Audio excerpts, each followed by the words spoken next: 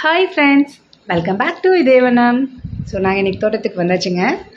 வந்தோடனே எங்களோட கடுமையான வேலை என்னென்னு பார்த்தீங்கன்னா, இந்த குளிக்கிற வேலை தாங்க. என் பசங்க வந்து வெயில் ரொம்ப அதிகமாக இருக்குமா, தாங்க முடியல, ஸ்விம்மிங் பூலை ரெடி பண்ணுங்கன்னு சொன்னாங்க. ஸோ தொட்டி கட்டுற வேலை சைடில் நடந்துகிட்ருக்கு. அதுக்குள்ளே பசங்க என்ஜாய் பண்ணுங்கிறனால வீட்டிலேருந்து வரும்போது ஸ்விம்மிங் பூலை எடுத்துகிட்டு வந்துட்டு அவங்கள குளிக்க விட்டாச்சுங்க. அவங்க குளிச்சிட்ருக்கிற கேப்லேயே நானும் போயிட்டு ஆல்ரெடி போட்டு வச்சுருந்த வெங்காயம்லாம் நல்லாவே வந்திருந்தது. அதெல்லாம் பிடுங்கிட்டு வந்து க்ளீன் பண்ணி வச்சிடலாம்னு சொல்லிட்டு க்ளீன் பண்ண ஸ்டார்ட் பண்ணிட்டேங்க. ஒரு 1/4 கிலோவுக்கு மேலேயே வெங்காயம் வந்திருக்கும். எனக்கு ரொம்ப சந்தோஷமாக இருந்துச்சு அதை பார்க்கவே. ஸோ வெங்காயம் தனியாக, தாள் தனியாக பிரித்து எடுத்து வெங்காயத்தை இங்கேயே காய வச்சிட்டேன். ஸோ அந்த வெங்காயத்தாலையும் வேஸ்ட் பண்ணாமல் அதை பொரியல் செஞ்சால் நல்லாயிருக்கும்னு சொன்னாங்க. ஸோ நான் அதையும் க்ளீன் பண்ணி வச்சுட்டேன். பாருங்கள் எப்படி இருக்குன்னு.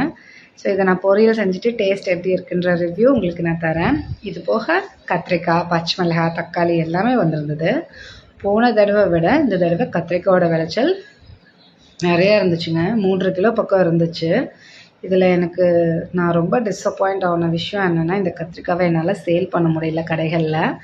ஏன்னு கேட்டால் இந்த கத்திரிக்காய் வாங்க மாட்டாங்களாம், இது சேல் ஆகாதான். ஏன் இந்த கத்திரிக்காய் யாரும் சாப்பிட மாட்டிங்களா, ஏன் சேல் ஆகலை அப்படிங்கிற விஷயத்த எனக்கு கமெண்ட்டில் போடுறீங்களா எல்லோரும். ஸோ நான் கொண்டு வந்து இந்த தாளையும் பொரியல் பண்ணிட்டாங்க. எல்லோரும் சாப்பிட்டாங்க. டேஸ்ட்டும் நல்லா இருந்துச்சு.